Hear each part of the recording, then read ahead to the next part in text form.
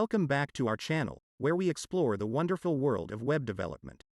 Today, we have an exciting topic to discuss: different border styles using CSS. Borders can add that extra touch of style and visual appeal to your web pages. So, let's dive right in. First, let's set up a basic HTML structure to work with. We'll create a paragraph element with a class of borders example. Now that we have our HTML in place, let's move on to the CSS part. We'll start by targeting our border example class. To create a border, we use the border property in CSS. There are several border properties we can customize, such as color, style, and width. In this example, we set the border width to 2 pixels, the border style to solid, and the border color to black. Let's see how our basic border looks. Looks good, but what if we want a dashed border instead?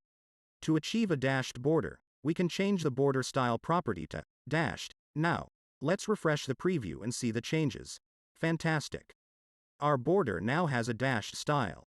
But wait, there's more. CSS also provides other border styles you can experiment with. How about trying a dotted border? With the border style set to dotted, let's take a look at the updated preview. Excellent. The dotted border adds a unique visual flair. But our exploration doesn't stop there. Let's try out one more border style, double. By changing the border style to double and increasing the width to 4 pixels, we get a distinct double border effect. Wow, that double border certainly makes a statement. Remember, these are just a few examples of border styles you can use. CSS offers even more options to explore and play with. And that's a wrap for today's video on different border styles using CSS.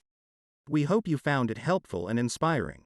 Be sure to experiment with these styles and find the perfect fit for your web projects. If you enjoyed this video, give it a thumbs up and subscribe to our channel for more web development tutorials. Until next time, happy coding!